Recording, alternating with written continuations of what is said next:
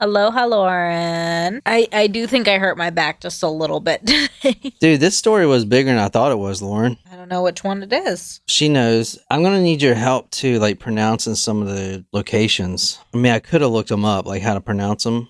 I did quite a bit of research on this for it being, you know, just like I wasn't going to try to make this like a big case, but it was a lot bigger than I thought it was. Still, it's a really interesting case. There are some recent developments in the case, which is why Lauren posted it. All right. We're going to Kapoho. I hope I said that right. This is in Hawaii. So this is Hawaii right here. Mm-hmm. And so is this America? Are we going to the Big Island then? I also just want to share, I thought of you guys when I was in Kansas City a few weeks ago. Ew, gross. Because they were announcing the different states, and like everyone that was from that state, you know, got up and cheered when they called the state's name. Mm-hmm. And they said Hawaii as Hawaii, and I was like, oh yeah. Aww. That's how you say it. So they said it wrong? All right, I'll go to the real location here in a little bit, but Christmas Eve 1991, we're actually crossing two counties, but Wawa, W-A-A-W-A-A, is technically where this is. Okay. Now, there's going to be... Different from the gas station Wawa. Yes. Not that Wawa. How do you spell that one? W-A-W-A. Oh. So I don't know about now, how it is now, but this was in 1991. And if you get in an accident in Wawa, good luck getting medical attention because there's not electricity out there. There's no electricity. There's no phone communication out there. Oh, okay. And honestly, you saw the Google Earth. I mean, well, okay. So this is 1991, so cell phones are not a thing. Yeah, but you know what is a thing maybe? Car phones. My mom used to have a car phone. In 1991, though? Around that time. Yeah. Wa'awa. It's called, Lauren says it's pronounced Wa'awa. All right, so I'm going to sound smart. Tonight we're going to Wahawa. And no, Jen, it's not pronounced Wawa like the gas station. It's Wahawa. Jesus Christ, read a book. I'll give you a book. All right, Wahawa. That was close. Not bad. I mean, it was not your worst pronunciation. Anyway, tonight we're starting with a woman, Anne Cheryl. And this night, this is right before Christmas Eve. It's around 4:00 p.m. This night is a little blurry for her, okay? A little blurry. She's had a few margaritas, all right? She lives there on the island, and she's got a nice place. She just wanted to get some margaritas on Christmas Eve. Nothing wrong with that. So she was a familiar face in a local Mexican restaurant in Paoa. Paoa borders Wahawa. So we're actually going to both counties. This crime tonight crosses both lines. Okay. Anna's a local resident. She was celebrating holidays alone, but she was also in good company of friends because everyone at the restaurant knew her. Like our friend Lauren said, this is a small community, very small. Even today, we saw the Google Earth. You have one road, government road, and it doesn't even have Google Earth that goes through half of it. Google Maps doesn't even go through half of it, right? Oh, well, this is also in 1991 before Google Maps was a thing. Anyway, she's a local resident. She's got a nice house, nice existence there on the Big Island, and she's just laid back, really laid back, wears flip-flops everywhere. She just wants some margaritas. It's a beautiful night. It's Christmas. She wants to go see the lights, the Christmas trees and everything else. That sounds like a great new Christmas tradition that we should start margaritas on Christmas. I love a margarita any day. Yeah. Christmas you should put it'd be kind of cool if you had like a candy cane and put it in it. Like a peppermint margarita? I don't think Nicole would like that. I don't know, tequila and peppermint? She just doesn't do peppermint drinks because of Dr. McGillicuddy's, because of college. I know, but what do you think? I think that would be a good idea. Peppermint margarita. I would try it. I mean, what would you put? It. You'd have to get peppermint tequila, which may not even exist. No, you could just mix peppermint schnapps with regular tequila, make a crushed candy cane rim, and I don't know, maybe some like Sprite to mix in there instead of sour mix. I don't know. That sounds pretty good, actually. All right. So Anna, she's a few margaritas in. She leaves the restaurant, and on her way back to her house, she looks over and she sees a tennis shoe. It's a brand new white tennis shoe. Now, I've never been on this road, but apparently this road is made of red cinders.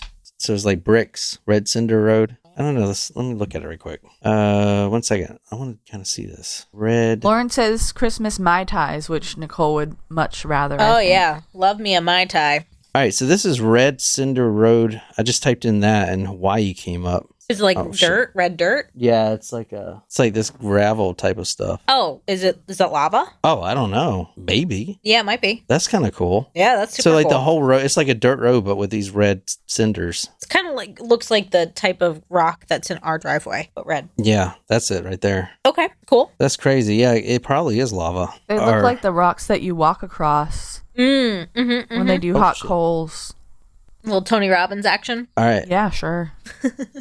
She sees this white sneaker, and now she sees this stuff all the time. She sees, because, beachgoers come down here. The surf is amazing down here. You come down here, the big surfers, Jack Johnson surfs down there. He's a professional surfer. I did not know he was professional. Yeah. I mean, I don't know what professional means. I guess as long as you compete, you make money. Yeah, yeah. Yeah, but he was a professional surfer. Anyway, surfers go down there because the waves are so big, and, you can do drugs, which everyone in Hawaii does drugs. We do know that. She leaves the restaurant. She spots this brand new tennis shoe, and it looks like it's her size. So she gets out of her van. She walks over to look at the shoe. She's looking around because this is great. Someone lost their shoe. I've gotten flip-flops before. I've gotten all kinds of cool stuff, necklaces, all this stuff. But usually I get both shoes, and now I only see one white shoe. So she goes around and she's trying to spot the other one because they're her size, and wow, what a find, right? As she gets closer to the bush area where it's heavily grown over, she sees more than just a shoe. Can you read from the Honolulu Star Bulletin? From the Honolulu Star Bulletin, June 1999, Anna remembers seeing a sneaker and thinking, wow, it's a brand new tennis shoe. Well, it's just my size too, and I'll check it out to see if I can find the other one. But something looked weird. I had seen these bushes messed up on the other side of the road there. Did she find a foot in the other shoe? I know. It's to say, what was it called? The shoes that kept popping up? Oh, yeah. But, when I think of lost shoes, I think of the fact that they have the shoes on the wires to signify, like, drug deals. What? Like when you... No, that is you never not heard that? No, what? You talking about when people throw their shoes over the electrical wires? Yeah. That's not a drug deal thing, is it? That's just like kids throwing shoes over there. I wouldn't know. I've never heard that could be a drug dealer thing. I don't know. I feel like somebody can confirm that. Has anyone ever participated in a drug deal? But when I worked at a car wash, there was a car there that was doing drug deals, and I got really scared because I was a teenager, so I went to the police. So you snitched? Well, I was a teenager. I was scared. I wasn't as cultured as I am today. All right, Anna's looking for this shoe, the other shoe, and she doesn't see it right away, but she spots a mountain bike. And this mountain bike doesn't look like it was just wrecked. It looks like it was hit. It is completely mangled. If you're riding a bike and you crash into a tree or whatever, your wheel may be sideways a little bit, but this thing, the frame was all bented up. On the mountain bike, she spotted strands of blonde hair caked in blood. There was a broken watch, tire tracks, both bicycle and car tire tracks. Oh, wow. There was no other white shoe that she could find. She phones 911. She's not in Wahawa right now. She's in Paiahoa, all right? Wahawa is the one that doesn't have electricity or phones. Okay. But I said that this story takes place in two different counties. They border each other, but it's a big difference. One has electricity, the other one doesn't. You know what I'm saying? Witnesses notice the tracks. Now, there's not a lot of people that come by. This is on the edge on that one road. And if you're not a resident down there, or if you're not visiting down there, which you're probably not visiting unless you have family that live down there, because it's Christmas, right? I mean, you know what I'm saying? So what I'm trying to say is there's not a lot of traffic that goes down there. Anyway, the people that did go down there noticed the two separate types of tracks. They remembered the tire tracks, which seemed like they crossed over almost really quickly, like swerved over, and then they see the bicycle tracks, which made that impression that a bicycle makes, right?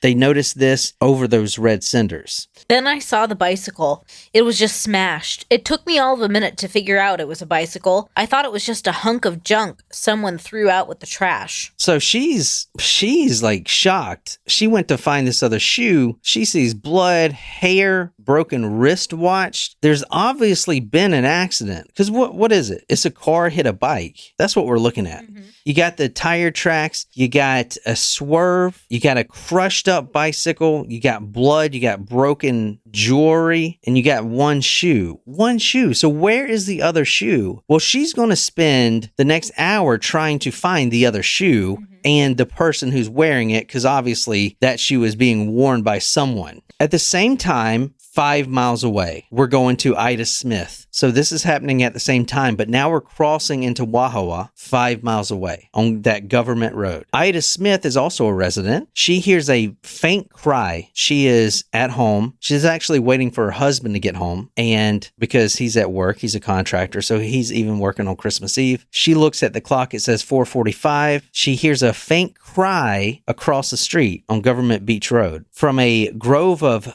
how do you say this word? Pandanus. What? Pandanus trees. Is that right? Pandanus? I almost said pandanus trees. What's a pandanus tree, Lauren?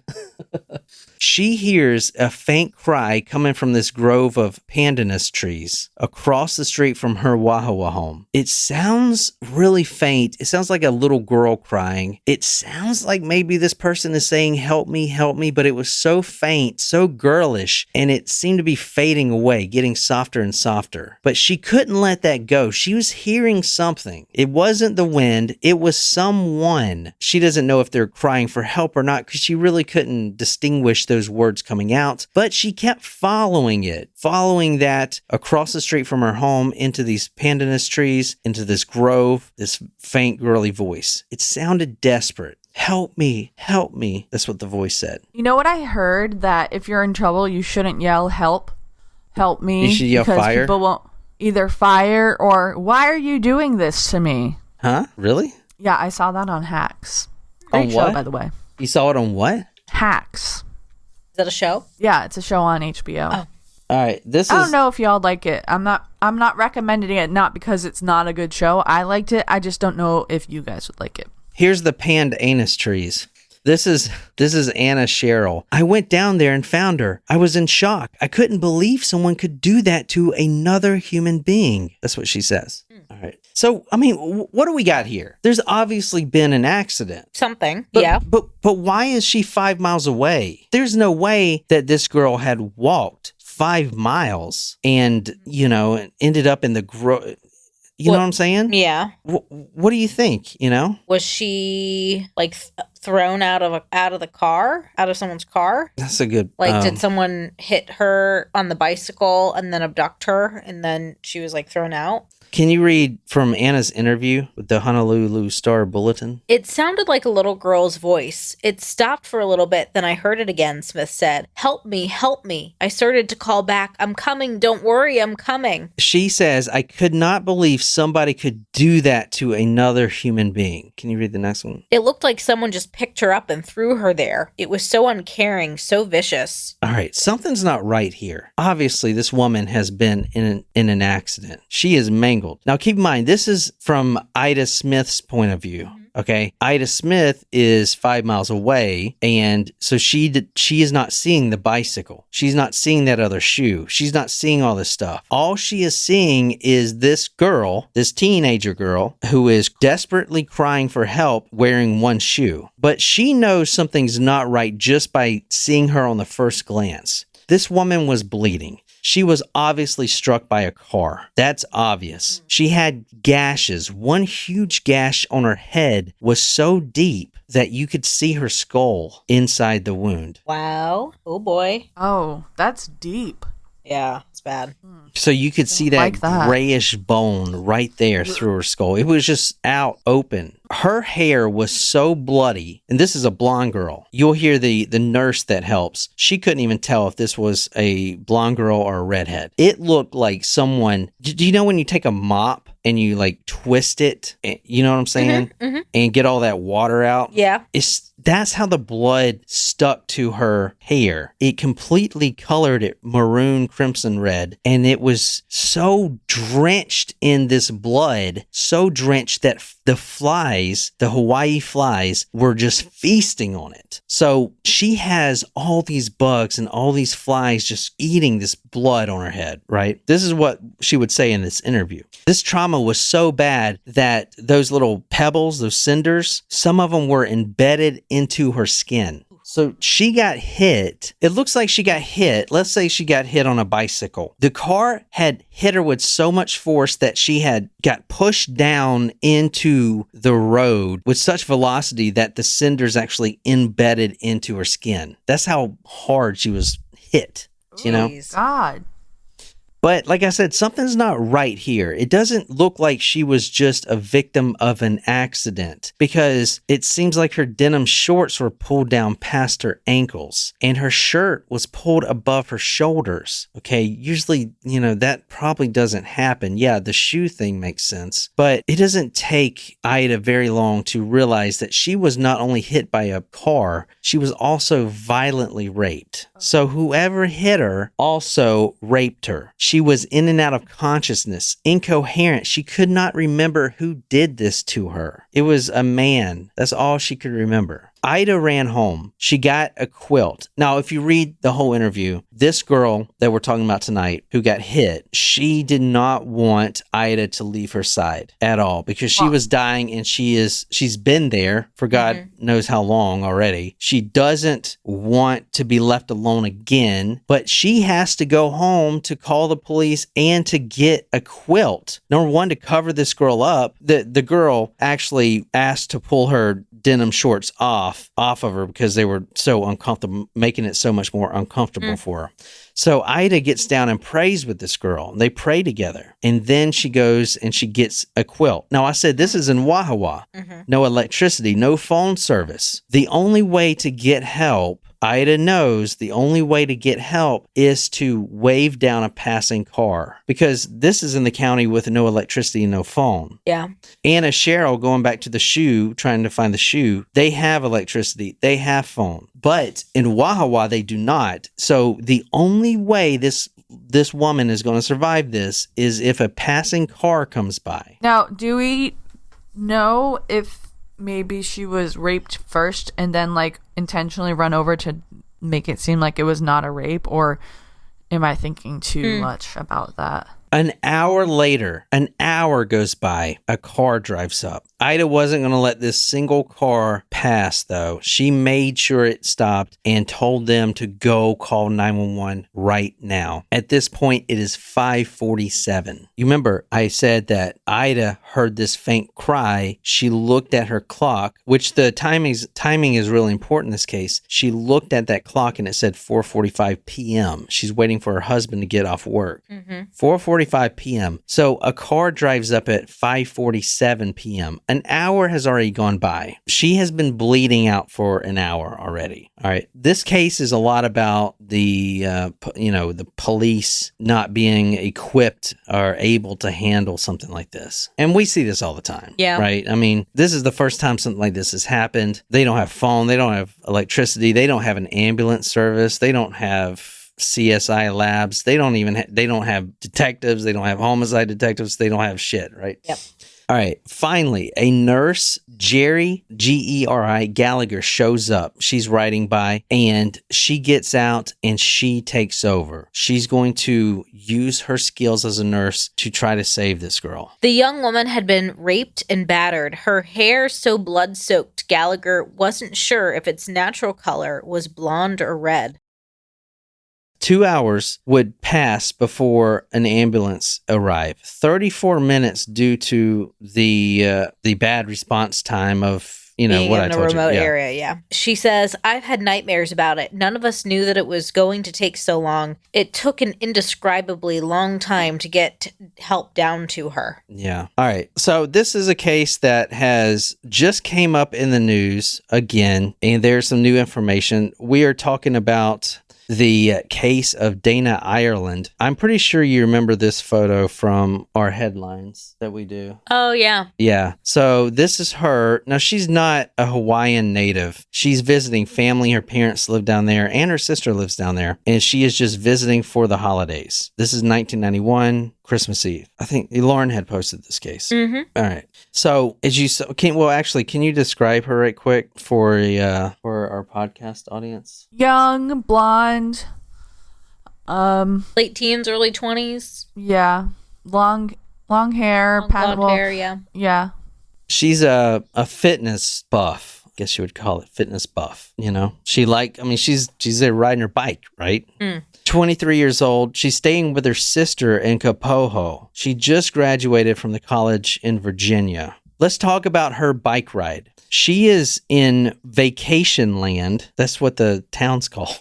Vacation land. She is in vacation land in Kapoho. That's where her parents were staying for the holidays. She goes and visits a friend. She visits a friend about 45 minutes away. She departs from visiting that friend at 4:10 p.m. Now, I said her faint cries are going to be at 4:45 p.m. Okay, that's when Ida Smith hears them. She takes the scenic route, 137, nicknamed Red Road because of the pavement and red cinders. She rolls by the Apahako Congregational Church. There's beautiful mango and coconut plants that just envelop this whole road. We saw the road on Google Earth. You can't even see the road at some spots because it's covered. It is covered with these mango trees. It must be really beautiful down there. They're hanging high above her head. She is loving it. The sunshine's coming in. Yeah, it's the night before Christmas, but it's still really nice and cool out there because it's in Hawaii. The waves are crashing in those Hawaiian tide pools about 100 feet from her. She is half the way home when she arrives at Isaac Hale Beach Park, a beautiful location next to the ocean. Police are going to see that there are bike tire tracks that circle around this park. Apparently, Dana really admired the view, and she kept circling the view because it was so serene. Have you ever been there, Lauren, at Isaac Hale Beach Park?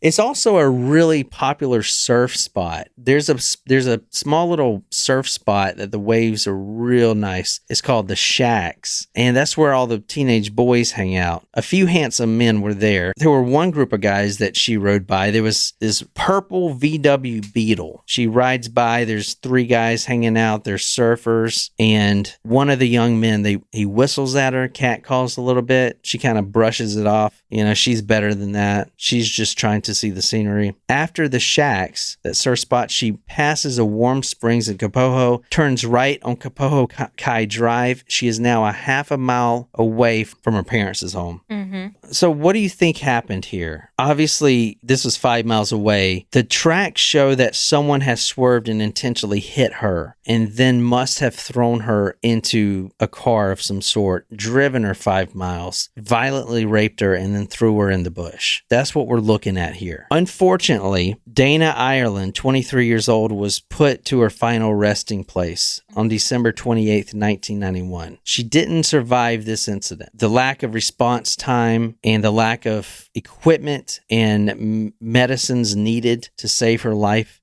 cost her life. And now things are different because they learned from this stuff, right?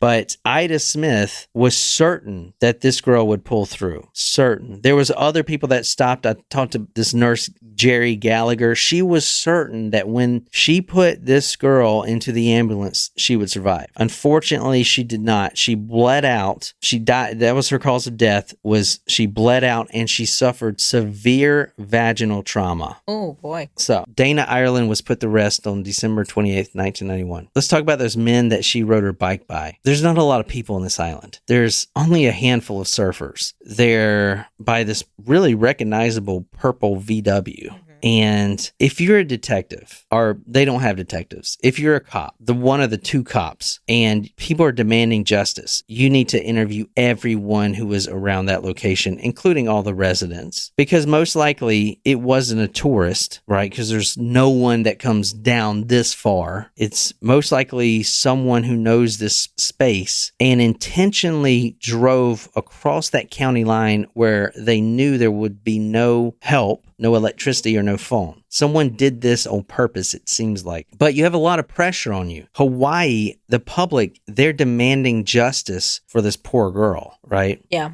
And the family would end up suing the county because of their lack of response, right? Let's talk about suspects. There were quite a few people arrested in this case. One man, Frank... Really? Huh? What? I said, really? Yeah. One man, Frank Pauling Jr., eventually confesses. Oh. Now, here's the thing. It would be over 2 years before anyone is put in prison for this. Okay. It would be until 1999 until someone is convicted for it. Wow. That is almost a decade later. There's some things you got to keep in mind. And I didn't realize this mattered with a murder, but there's statute of limitations. Not on murder. Not on murder, but with sexual assault and kidnapping, okay? Those things you can't try for. I thought you could because it's all included, but apparently that's what the Interesting. The law enforcement were worried about, right? Well, I mean, what if you can still, if they've already brought charges within the statute of limitation, I think that's what matters, because a case can take much longer. Like to go through the court process. You're right. You're so right. You're right, but I haven't given you all the information. Okay.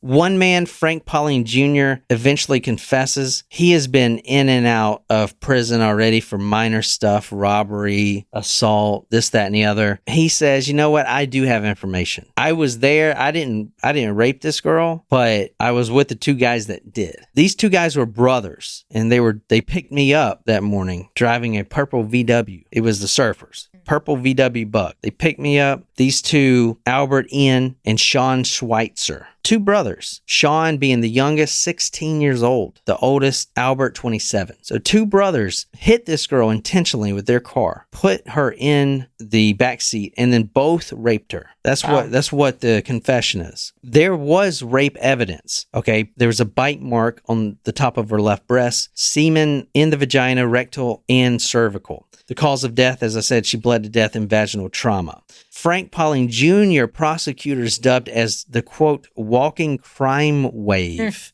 Quite the nickname. Yeah, he told police that these two brothers picked him up. They went out, did some drugs, cocaine especially. In fact, this guy, the walking crime wave, has done so much crime while high, he usually doesn't remember the crimes he does. Oh, interesting.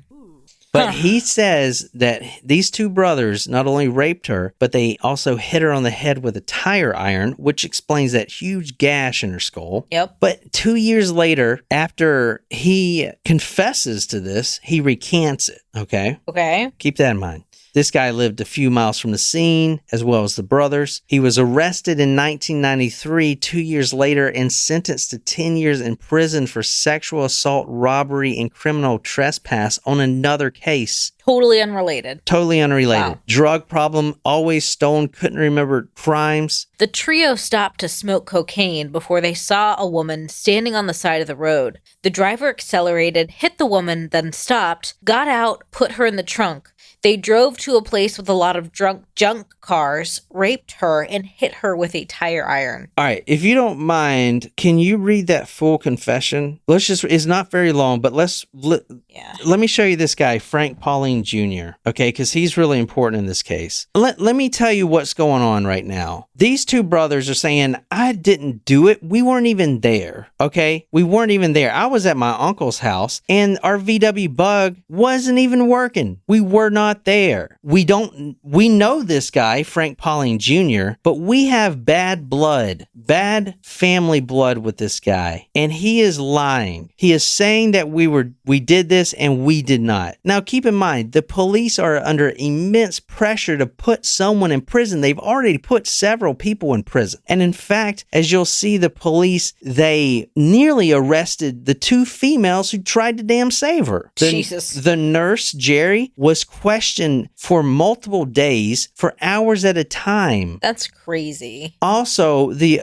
other woman, Ida Smith, also questioned and They were interrogated. just trying to help. Interrogated. Well, think about it. You have a very small police force in Wahawa, but the whole big island of Hawaii is desperate to find out who killed this sweet 23-year-old girl that's not even from here. Not only killed her, but violently raped her, left his semen all over the place. They were trying to arrest the women. Yeah, that's actually even crazier when you think about it. Like, it clearly was not a female. Like, right? No, yeah, you are 100% right. Do you want me to read this? Yeah, it's right not now? very long. Okay. Pauline said he was with Albert, Ian, and Sean Schweitzer in a Volkswagen Beetle. We came out by an intersection going towards Kapoho, and that's where we saw a girl standing up. As we were going past, my friend Ian looked up towards the side and said, "Oh, look at that girl." Then we continued to go forward down the road. Pauline said that they turned around because Ian wanted to talk to the woman. Then we headed back and he was going faster, and I was telling him to slow down, about 40 to 45 miles per hour, because I looked at the speedometer. I knew I felt like going over a speed bump real fast. How many times we went over? I would say roughly 2 times, going forward and reversing. He said they stopped and the Schweitzers got out and loaded the woman into the trunk located in front of the vehicle. They started driving again, but then stopped several times after that, once in an area with a lot of junk cars. Then we carried the body out. We laid down while she was still alive. She never say nothing, never really acted like she had been hurt. Hold on a second. So Nicole's reading it verbatim as it is. He's saying stuff like never. Like, I guess it's that Hawaiian slang. It's actually really hard to read. She's doing a really good job. Then Ian Schweitzer ended up having sex with her. It lasted for a short while, maybe like a couple of seconds, 4 or 5 seconds. Pauline said he refused to have sex with the woman. Told him I never liked that. And at the same time, when he was having sex, I was just kind of enjoying watching, I guess because of the drugs. Pauline said that she had blood coming out of her eyes, her mouth, and her nose. He said at Ian's urging, he found a tire iron and struck the woman to make sure I killed her. So I went swing all the way back and I went hit her on the head. Then I dropped the bar and went towards the bug on the driver's side. I remained outside it. I was feeling sick and told Ian I cannot do this, so he went back to her, and I guess he went and do him. Pauline said that the brothers returned to the car, closed the trunk, and the 3 men drove away. We headed towards the Hawaiian beaches through the back roads. Then we made several stops to smoke cocaine again. And as we stopped, Ian Schweitzer kept going back towards the front of the bug to make sure the body was dead, just to check on the body. Pauline said he made the statement of his own free will. He was not coerced or promised anything, and he was not under the influence of drugs or alcohol. He signed the statement at 7:51 a.m. So that's the confession. So that's what came out. That's the confession. All right. But it would be years before they arrested these brothers. And they let them go once and then rearrested them for the same offense. They just couldn't get it to stick, I guess. Let's talk about the brothers. Albert Ian Schweitzer, 27, his brother Sean, 16. They were really close-knit. They said, quote, "I think we're so close that people are jealous of us." They did everything together. Best friends, surfers. Ian, the older brother, had some traffic offenses and resisting an order to stop and racing his car on the roadway. Sean pleaded no contest earlier to a 4th-degree sexual assault for inappropriately touching a 15-year-old girl. This was before the murder. Mm-hmm. That's bad. Mm-hmm. But is it because Sean, at that time, he was 16? Oh. Yeah. He Okay. is 16 at the time of this murder. He's the younger brother. He does have a 4th-degree sexual assault for inappropriately touching a 15-year-old. But he was 16. But he was 16. So you can't be like, you know what I'm saying? That's like a shame that's even on somebody's record for that. Right? I mean, holy shit. I was like, damn. I mean, unless it was yes and no. Unless it was unwilling. Yes and no. Huh? Unless it was like Well, an it must unwilling. have been unwilling. Oh, I was thinking it was a statutory situation. No, it's inappropriately no. touching a 15-year-old girl. But as fourth degree sexual assault, I don't even know what that means. I don't know. I mean, what does fourth degree even mean? My head went to it was like just because it was a minor. It could have been. Oh yeah. It could have been. But consensual. He's a minor. Yeah. Yeah. I think it all depends on what the age of consent in Hawaii was at the time. Yeah, but he's 16. He's still underage. I don't know. Yeah. Oh, that's weird. Yeah. I mean, you'd have to look at their laws. But hey, when a girl has been raped and there is hardly no one that lives in this section, and these two brothers both have offenses, have a history, and they've been implemented, I mean, that is as good as gold. You know what I'm saying? Yeah. That's as good as gold. But they've been denying it the whole time. They said they weren't even there. They said the car wasn't even working. Mm-hmm. They said one of them was at the uncle's house. They weren't even surfing that day. They said this guy is just blaming them because it's bad blood. Not only that, they would never hang out with this guy. They hated this guy. Well, it's easy to say that, and I'm not blaming any. I'm just saying, like, it's easier if you're in a situation where it's 2 against 1, where you have someone to kind of like back up your alibi versus this one guy who is saying, "Oh yeah, they were there, they were doing this," and especially if there was bad blood, then you're like, no, like you have that other person to back you up. Yeah. Well, the police got a lot of shit for this because they couldn't put someone in prison. All right. The trial, from the papers I'm reading papers in 1999. That is 9 years after this fact. They ended up putting both the boys in prison right at that 7-year mark to try them for this murder, which happened in 1999 because they needed to hit that statute of limitations or whatever. You know what I'm saying? Mm-hmm. Because, I mean, if the two brothers did it, murder, only one of them murders. The other one is just complicit, though. Guilty in kidnapping and rape. And if those things are statute of limitations are passed, then the one brother goes free. You see what I'm saying? Yeah. So that's what they're thinking. But the cops also arrested a lot of people for this. Like pretty much everyone who lived in Wahawa was arrested. 2 of the females, at least, that stopped to render aid were put through lie detector tests after being arrested. They were put through hours of interrogation. One neighbor said, quote, "They would question us for hours and hours. My brother-in-law, they really harassed." Okay? They like took his car and they're just going after everybody. They're going after everyone because it's immense pressure. And, this girl died and she was violently raped. Nurse Jerry Gallagher, the only person who actually saved the victim. Well, she didn't, save the victim at least to get to the hospital. The only one who actually saved the victim to get to the hospital was questioned on multiple occasions for hours and hours. The cops seemed like they were trying to implement her in the crime, which doesn't make sense. There's semen everywhere. No, it makes no sense. But I guess that's how you do it in Hawaii. No, I'm just kidding. All right, so let's look at this right quick. Pauline is saying the 2 brothers raped this girl. It was Sean's van, the 16-year-old. Police took the van. All right, let's take this van because there's going to be all kinds of shit in this van. They were raping her and they hit this woman and then put her bloody, mangled body in this car. There's going to be blood everywhere, Now, granted, this is months later because they couldn't get their shit together, but there should be blood everywhere. No blood, no hair in the van. All right, a little harder. In the purple VW Bug. The front, what would the front look like? It should have a whole lot of blood on it if they hit her with her bike. Blood, and it should be or a dent. Yeah. Dented as hell, even though it's a VW, which can pretty much withstand the apocalypse. Unlike a cyber truck.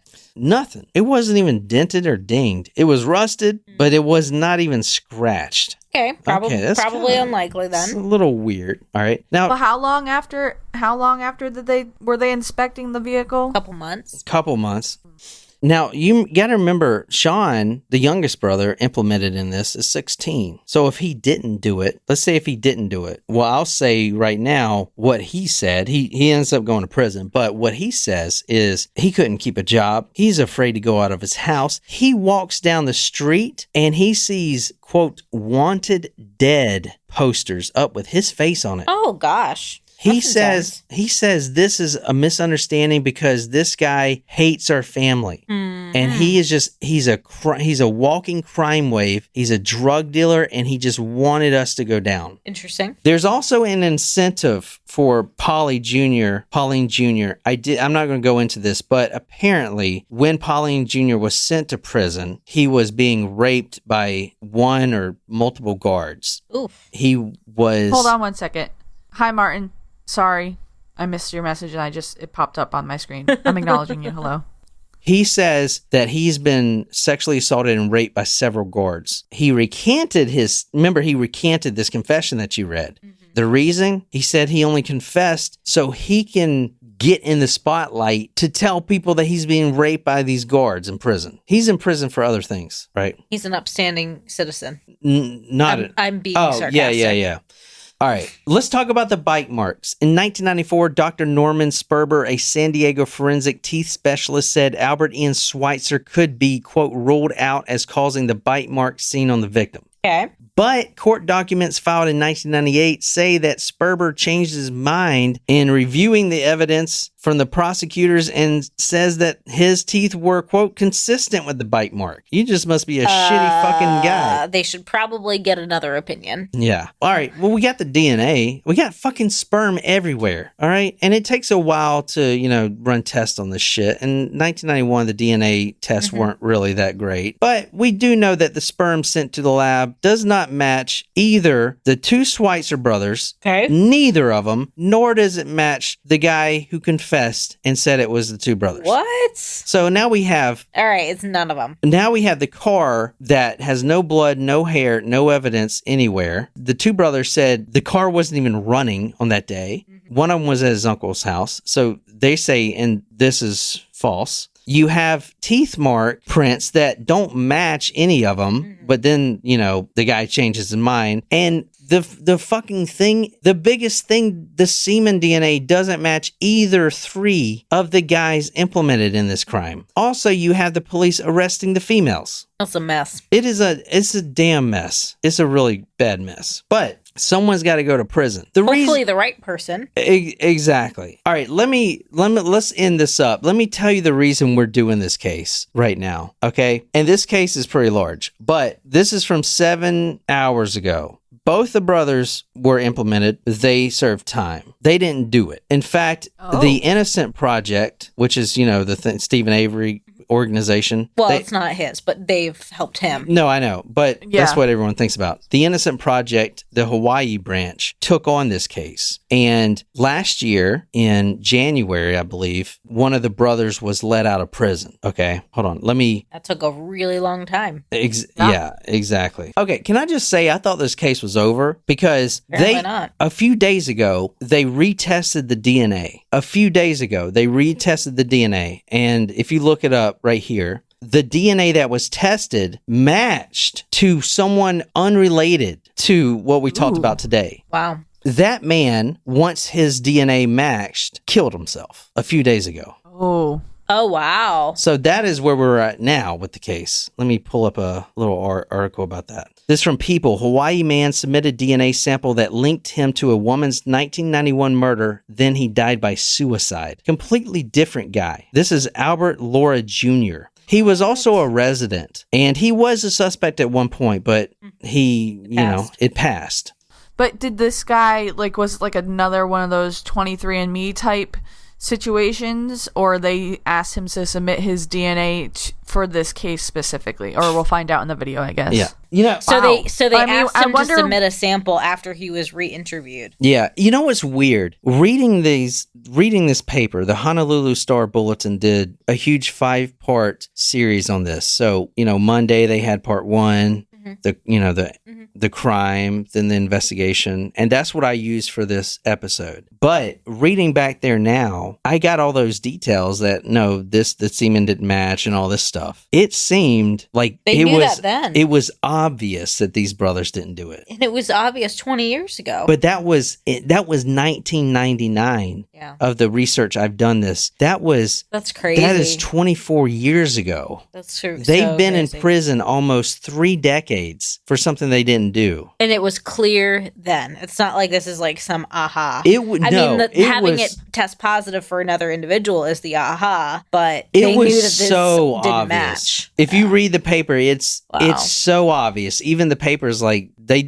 they did their own investigation. The timeline did not match from his confession at all. Nothing matched. They had alibis. The semen didn't match. Nothing. There was no. I don't know how they could have gotten a conviction. That's crazy. That's fucking crazy. Because when something like this happens, somebody's got to go to prison. Someone's got to go to prison. And who better to go to prison than, a 16-year-old who already has a sexual misconduct charge, and his brother who has also been arrested on multiple charges, and you have a confession, even though that confession was recanted 2 years later. Oh yeah, this is an hour ago. Some of the comments, I smell a lawsuit coming.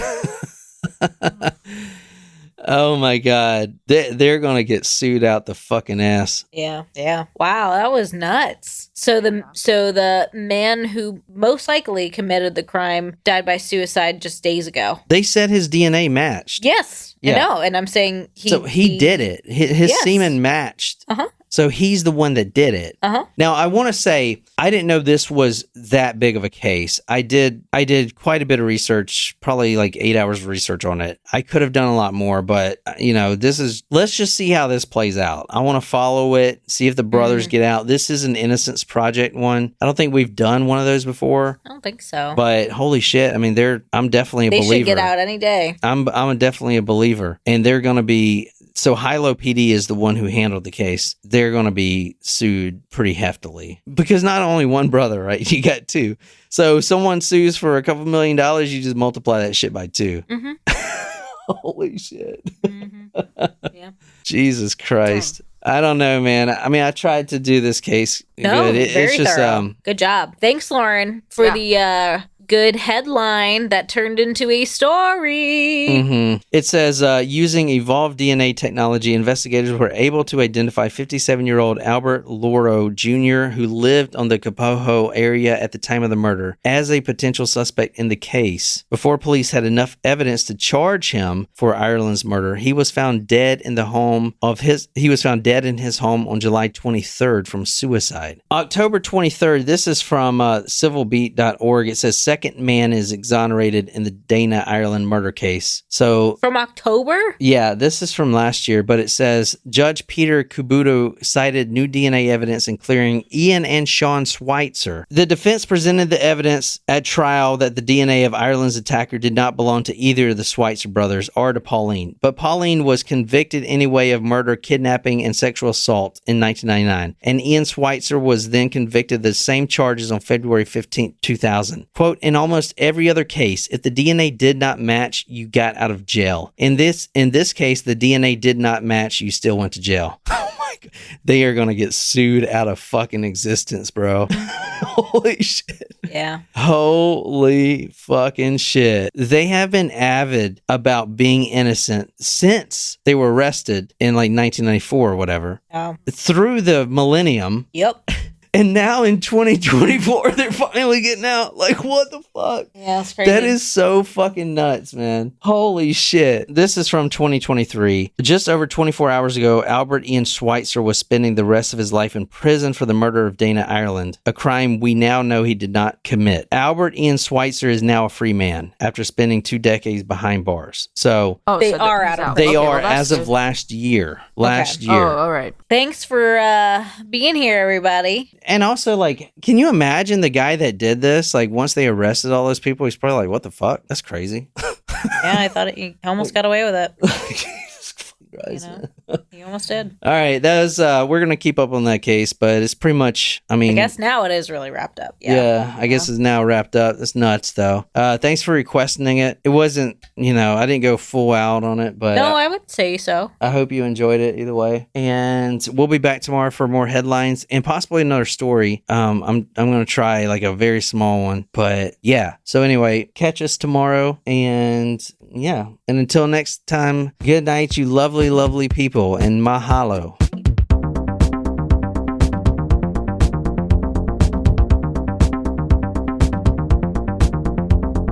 Kind of run this shit.